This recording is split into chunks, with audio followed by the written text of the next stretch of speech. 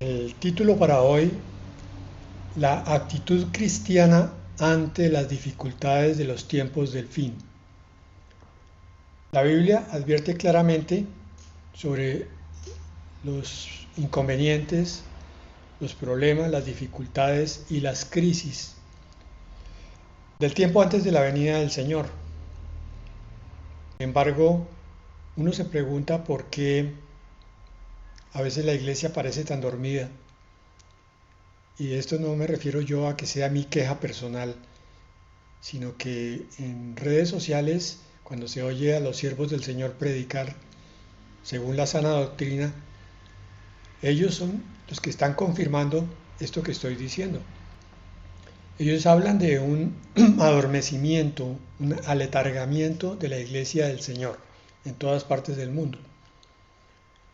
Entonces, entre otras dificultades, tenemos esta como tal vez principal obstáculo para comprender cuál es la actitud correcta en estos tiempos que están tan llenos de malas noticias, que estamos viendo que cada vez es más complicado la vida, que la paz mundial pende de un hilo y que nuestros gobernantes de todo el mundo están tomando decisiones a tontas y a locas, decisiones que no son para nada beneficiosas a la población en general, en muchas partes del mundo, digo, y por eso tenemos guerras en este momento.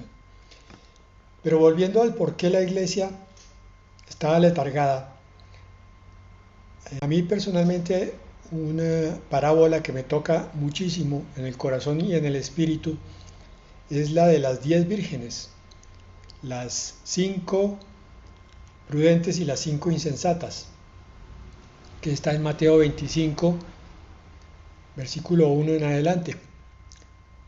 Pero allí muy oculto entre toda esa descripción de la iglesia de los últimos tiempos, unos llenos del Espíritu y otros descuidados, hay una profecía, la llamo yo profecía, oculta, que está en el versículo 5, o sea, Mateo 25, 5, dice en la Biblia latinoamericana: al tardarse el novio, a todas les dio sueño y se durmieron. Bueno, uno esperaría en lógica que si la lámpara es el símbolo de la palabra y el aceite es el símbolo del Espíritu Santo, y que 5 de estas vírgenes, hablando más o menos de la mitad de la congregación, estarían llenas de palabra y de espíritu, entonces hubiera una parte que en Reina Valera dice cabecearon y se quedaron dormidas. Aquí más claramente dice: a todas les dio sueño y se durmieron, a todas, inclusive a las que están llenas de palabra y del Espíritu Santo. Esto está describiendo probablemente, y aquí estoy aclarando que es probablemente porque no hay una explicación bíblica directa, que algo extraordinario está ocurriendo sobre la iglesia que termina adormeciendo a todo el mundo. Es como si se le estuviera aplicando una dosis de anestesia al cerebro, otra al espíritu y otra al corazón. Les dio sueño y se durmieron.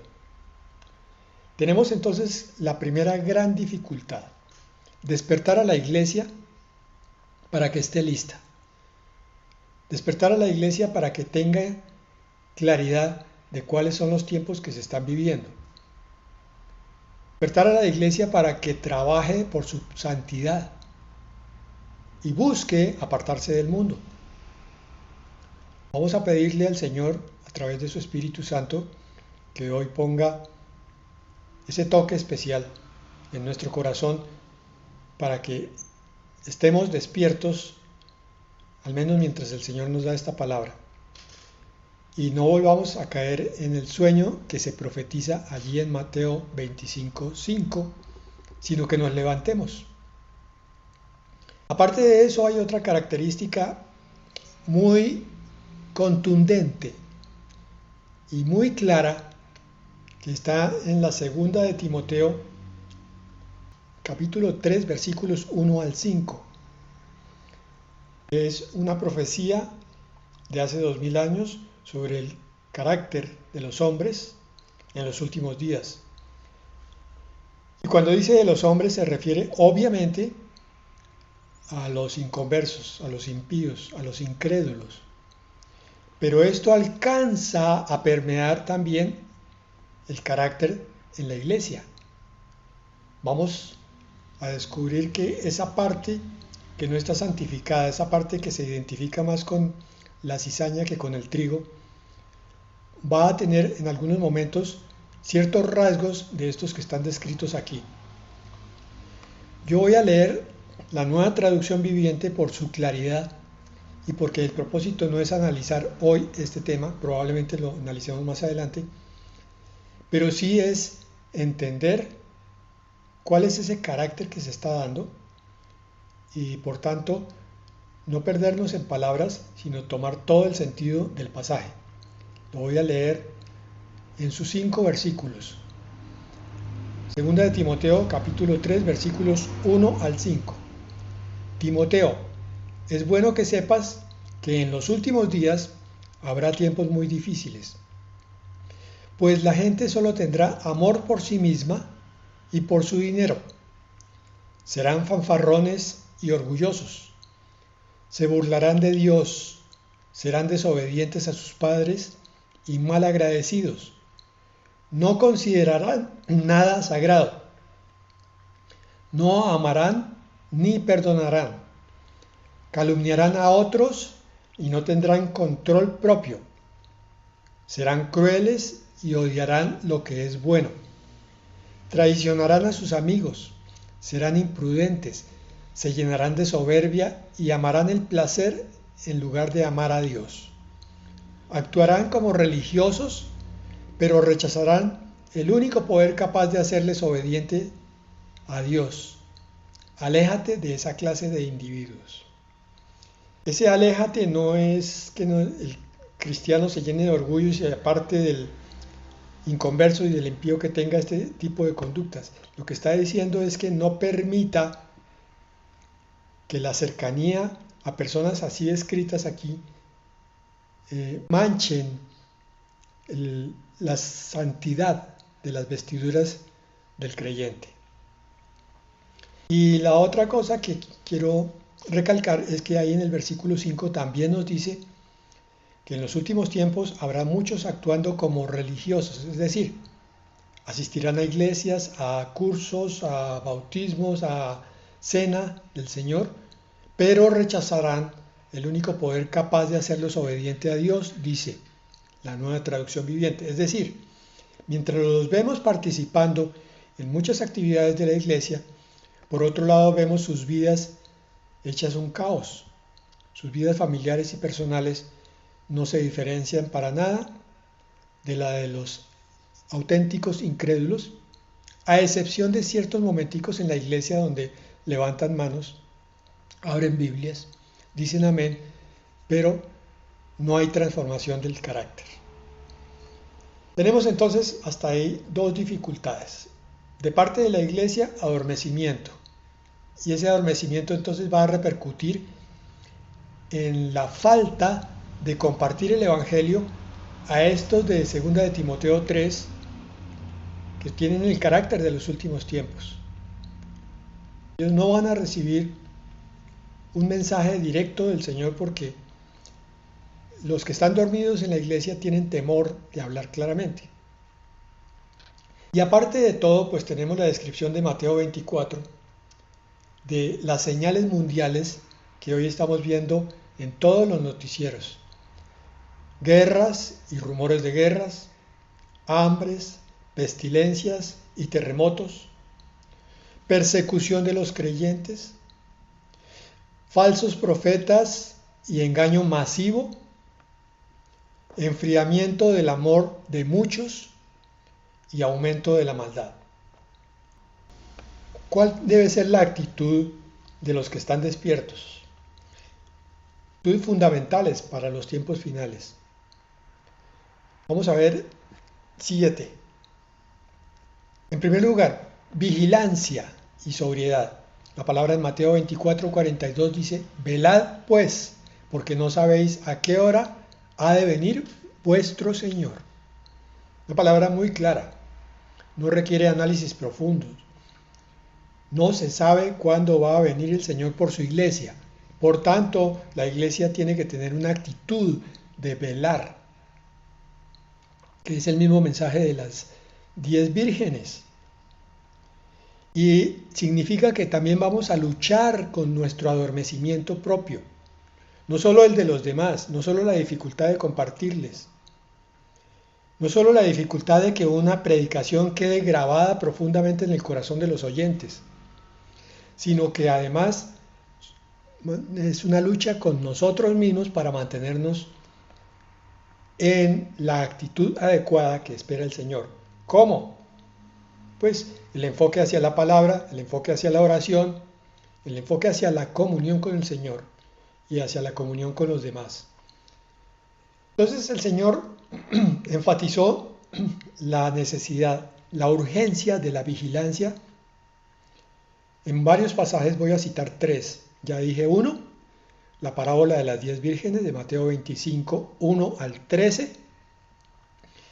La parábola del siervo fiel de Mateo 24, 45, donde también se le exhorta al pueblo a no perderse de la misión principal que tiene el siervo de Dios y distraerse con cosas que no son.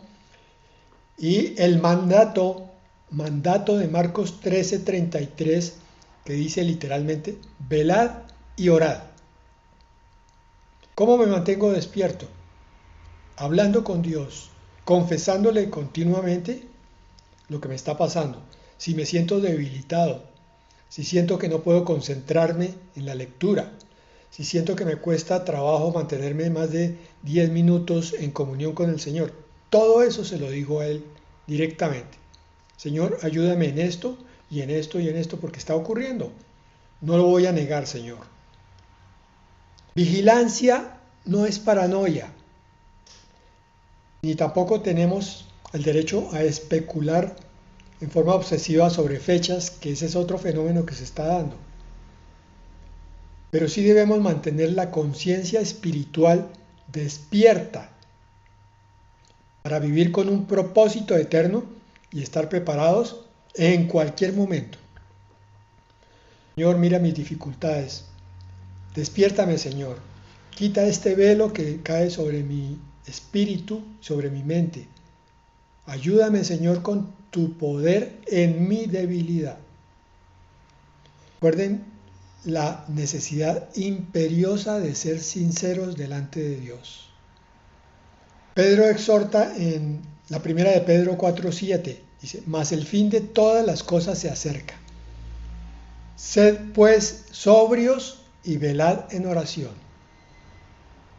Sobrio es aquel que tiene una conducta intachable, adecuada para el momento que se está viviendo. Si sabemos que estamos en los últimos tiempos, que el Señor está por venir, entonces no debemos malgastar nuestro tiempo en tonterías, en desperdicios, en cosas que no van a mejorar nuestra altura espiritual y más bien al contrario, de pronto nos bajan, nos contaminan, nos manchan. Velad, entonces, en primer lugar. Segundo, firmeza inquebrantable en la fe. Mateo 24:13 dice, el que persevere hasta el fin, este será salvo. Este es un versículo que hay que saber interpretar. Lo he explicado todas las veces que lo he leído. No quiere decir que el que persevere alcanzará salvación por perseverar. Quiere decir que el que es salvo por su salvación se mantiene perseverando hasta el fin. Entonces vamos a ver que los que van a perseverar son los salvos, únicamente. Los otros, los que decían que lo eran, pero nunca lo fueron, van a ir cayendo. Que nunca es tarde para hacer de nuevo, no, mejor dicho, por primera vez el compromiso con el Señor. Señor, yo creía que alguna vez me había entregado a ti, pero Me acuerdo ahora que fue por un momento de emoción o de obligación o de compromiso falso, lo que sea. Hoy sí quiero entregar mi vida a ti, que tú seas el Señor de mi vida y mi Redentor. Por eso Pablo nos advierte en la segunda de Tesalonicenses 2:3, nadie os engañe en ninguna manera. Tengan esto en cuenta, por favor. Yo no tengo estadísticas para sustentar la cifra que voy a dar. Es una cifra de apreciación por las cosas que yo veo en mis estudios y en las redes. Calculo que un 70% de la Iglesia del Señor está caminando en doctrina errada o con errores que les van a llevar más tarde o más temprano a una herejía completa. Puede que en este momento no estén tan errados, no se les pueda calificar como doctrina errada, pero están caminando en un borde muy peligroso. Nadie os engañe en ninguna manera. Estamos viendo muchas doctrinas bombardear al cristianismo clásico, el cristianismo donde el Salvador es el Señor Jesucristo por gracia, por su muerte y resurrección. Doctrinas que vienen a decir que hay otras cosas más importantes, la forma como tú le digas el nombre al Señor Jesucristo, que te pongas ciertos ropajes, que hagas ciertas cosas, y otras muchísimas doctrinas que están entrando con una facilidad impresionante porque el pueblo de Dios no está leyendo la palabra de Dios. Están confiando ciegamente en los predicadores. No los están escudriñando. No están sabiendo si esos espíritus son de Dios o no lo son. No examinan la palabra que se sustenta en el sermón. No van a escudriñarla después, no la estudian, no la meditan. Claro, llega cualquier engañador y les dice, esto que es muy bonito, es el tema de hoy, hermanos, qué gloria, qué bendición, síganme. Y se los está llevando a la herejía. Ejemplos bíblicos de firmeza. Job, en medio de pérdidas catastróficas, dice en Job 13:15, aunque él me matare, en él esperaré. Un versículo fuerte. Está diciendo que si el Señor le pide la vida, de todas maneras hasta el último momento va a esperar en él. Y en ese momento Job no estaba viendo las oraciones contestadas, creía que Dios lo había abandonado, estaba viendo su cuerpo cada vez más enfermo y acababa de perder toda su familia y todas sus posesiones. Peor situación no podía tener. Y sin embargo dice, en él esperaré. Esto que sea un compromiso que hagas tú en este momento allá con Dios en la intimidad, directamente. Dile, Señor, dame la fuerza para mantenerme fiel a ti hasta el último momento. Y Habacuc 3, 17 al 18 dice, aunque la higuera no florezca, ni en las vides haya frutos, al final dice, con todo yo me alegraré en el Señor. Este es el corazón grato para con Dios. Señor, no importa lo que yo vea, si creo que tu presencia no está, si no siento manifestaciones de tu amor y de tu gracia en este momento, si siento que la vida me está tratando muy duro, sin embargo, Señor, yo te doy gracias. Porque nuevas son tus misericordias cada mañana. Yo me alegraré en ti, Señor, aún en medio de mi tribulación. La firmeza no es terquedad, sino es un arraigo profundo. Recuerden el Salmo 1, como árbol plantado junto a aguas, las raíces profundamente hundidas en lo que uno cree, en el Señor y Salvador. Como árboles junto a corrientes de agua que no se mueven en la tormenta, porque sus raíces son profundas. Es lo que nos muestra el Salmo 1. Tercero, estamos hablando de actitudes fundamentales para estos tiempos. Discernimiento espiritual. Amados, No creáis a todo espíritu, sino probad a los espíritus para ver si son de Dios. Primera de Juan 4:1. Jesús advirtió, mirad que nadie os engañe, porque vendrán muchos en mi nombre diciendo, yo soy el Cristo, y a muchos engañarán. Mateo 24:4-5. No es que digan directamente yo soy Jesucristo, porque es que la palabra Cristos es ungido. Entonces yo soy el ungido, el pastor ungido, el apóstol ungido. Créanme a mí, síganme. Ese es el cumplimiento de esta profecía del Señor. Pablo en la primera de Timoteo 4:1 nos recordaba que en los postreros tiempos algunos apostatarán de la fe, escuchando a espíritus engañadores y a doctrinas de demonios. Ahí está lo que estábamos diciendo. La falsa doctrina, la doctrina no correcta, proviene de Satanás. Satanás es el engañador por excelencia. ¿Y a quién engaña? A los que no están apercibidos, a los que no están adecuadamente preparados. Entonces, ¿cómo desarrollar discernimiento? Primero, pues obviamente, con conocimiento profundo de las Escrituras. Frecuente. No leer por leer. Es leer y hablar con Dios mientras está leyendo. Es permitir que Dios le hable al corazón de uno a través de lo que uno está leyendo. Eso requiere leer con calma, leer meditando. Segundo, dependencia del Espíritu Santo. Entonces la palabra más el Espíritu Santo, más la comunión con Él. Tercero, comunidad de creyentes maduros. Buscar en lo posible la iglesia del Señor donde los unos estimulen a los otros y todos se ayuden. Y por último, probar todo con la palabra. Cualquier novedad, cualquier revelación entre comillas, cualquier doctrina que no se haya oído antes, pruébenlo con la palabra. Llevamos 3 cosas. Primero, vigilancia y sobriedad. Segundo, firmeza en la fe. Tercero, discernimiento espiritual como actitudes que hay que tener en los tiempos finales. Vamos para la cuarta, santidad y separación del mundo. Esta es una que no es muy popular. Segunda de Corintios 6:17 dice, salid de en medio de ellos y apartaos, dice el Señor. El tono de la frase es de mandato, no es una petición.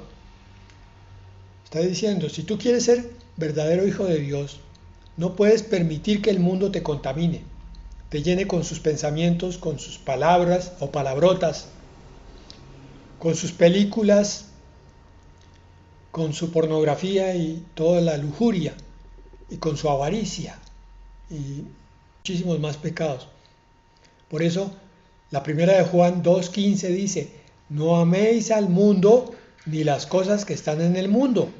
Este es un tiempo para tomar decisiones de santidad. Si yo tengo una amistad que no me está levantando, si esa amistad no permite que yo le comparta del Señor, pero más bien trata de contaminarme con sus chistes vulgares, sus conversaciones de murmuración y de calumnia, ¿para qué tengo yo esa amistad? Bueno, si la estimo mucho, entonces voy a poner a esa persona en oración. Todavía no la voy a apartar, pero hay que darle un tiempo. Señor, muéstrame si esta persona vale la pena continuar con ella, porque cada vez que me acerco me siento que me ensucia de alguna manera. Miren, el pasaje de Lot en Sodoma es una advertencia. Él vivía en una ciudad corrupta y su alma justa se angustiaba por lo que veía allí, pero no tuvo ninguna influencia sobre Sodoma. Con todo su carácter justo, no pudo traer ni una sola alma a los pies del Señor. Y no solo eso, sino que además perdió a su familia. Cuando salió huyendo, se quedó sin esposa, Yendo ante la destrucción de Sodoma, se quedó sin esposa y sus hijas después cometieron pecado con él. Lot está puesto como ejemplo de lo que es un ministerio inútil por andar coqueteando con el mundo. En cambio, todo lo opuesto es Daniel en Babilonia. Él vivió dentro de un sistema corrupto, pero propuso en su corazón no contaminarse, dice Daniel 1:8. Mantuvo su integridad y su influencia hasta su ancianidad.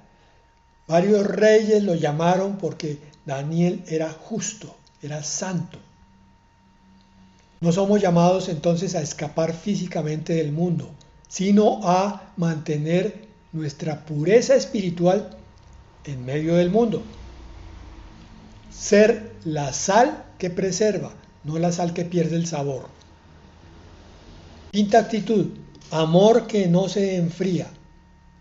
Mateo 24:12 dice, y por haberse multiplicado la maldad, el amor de muchos se enfriará. Ya lo estamos viendo. Estamos viendo esa estadística vergonzosa de cómo hijos están cometiendo crímenes contra sus padres y padres contra sus hijos. Se ha perdido el amor, se ha enfriado y se ha multiplicado la maldad. Es una de las señales más sutiles, pero más devastadoras de los tiempos del fin. Y esto es ahora que no ha empezado la parte dura del tiempo del fin. ¿Cómo será más adelante? Se ha perdido el amor a Dios, el amor entre los hermanos y el amor a los perdidos. La iglesia de Éfeso recibió un mensaje de parte de Dios que la sacudió.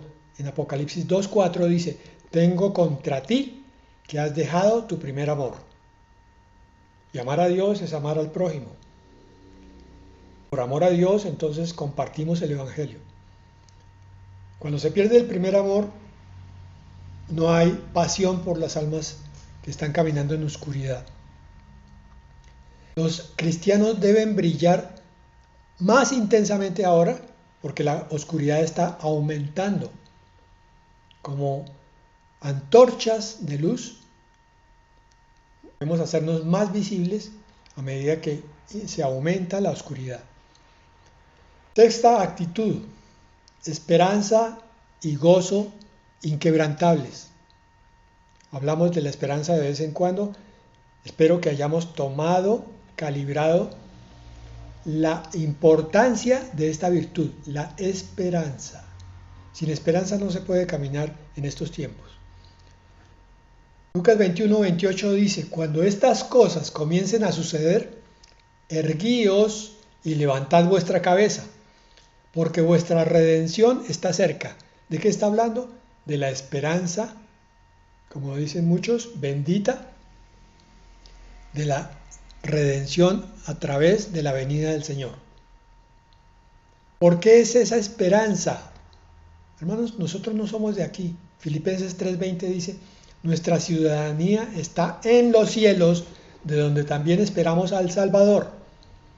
Nuestra ciudadanía no es aquí en la tierra, no es afanarnos por conseguir cosas de este mundo, sino todo lo contrario, que crezcan los tesoros para el cielo, porque el Señor ya viene.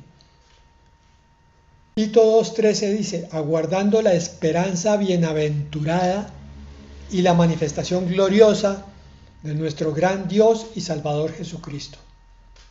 La esperanza bienaventurada.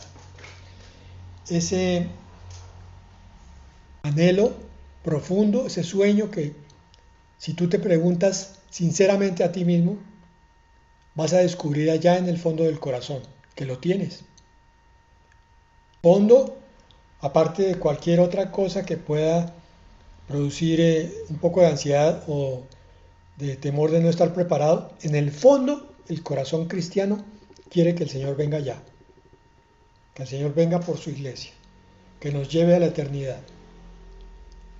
Hemos dicho hasta el cansancio que nadie estaría preparado si fuera por mérito propio. El mérito lo tiene Cristo en nosotros, esperanza de gloria. Es a Cristo a quien el Señor va a mirar cuando venga por nosotros. Y va a decir, este es digno porque tiene un trono en su corazón para mi Hijo celestial, mi Hijo Jesucristo.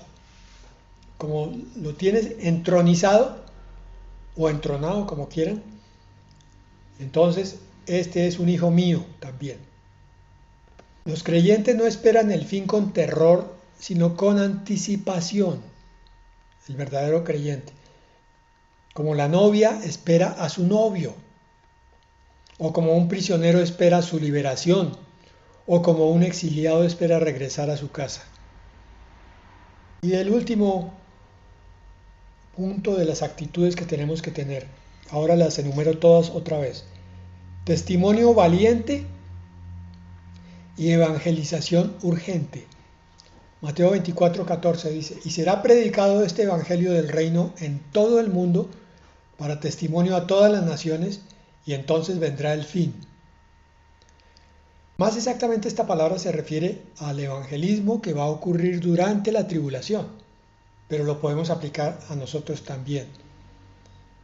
Hemos dicho en los últimos tiempos que hay que orar mucho por los familiares que no conocen a Dios, por nuestros amigos, por nuestros conocidos y vecinos, pero que también es necesario tratar de compartirles la palabra, teniendo en cuenta las dificultades de estos últimos tiempos, teniendo en cuenta que cabe esa posibilidad de que rechacen, pero eso no significa que nosotros entonces nos consideremos derrotados, porque el que están rechazando es al Señor, no a nosotros. Entonces redoblamos la oración, dejamos las cosas quietas para no endurecer más el corazón, y esperamos que sea el Espíritu Santo el que toque esa vida. Pablo en la segunda de Timoteo 4:2 dice que prediques la palabra, que instes a tiempo y fuera de tiempo. Ah, pastor, pero eso es para los pastores. No, hermano. Todos tenemos ministerio, todos somos reyes y sacerdotes. Todos estamos en la función y en la obligación de dar de gracia lo que Dios nos dio de gracia. Nos dio la salvación por gracia. Entonces hay que mostrar la salvación a otros de gracia. En Apocalipsis 3:8, la iglesia de Filadelfia recibió un elogio. Has guardado mi palabra y no has negado mi nombre. He puesto delante de ti una puerta abierta, la cual nadie puede cerrar. Puerta de la vida eterna. El tiempo está cada vez más corto, cada día perdido es una oportunidad menos, y entonces debemos tener, no urgencia diría yo, pero sí una carga espiritual para agradecer al Señor por todo lo que ha hecho por nosotros, hablando de su palabra a otros. Vamos a dejar ahí hoy. Bueno, hermanos, entonces bendiciones para todos.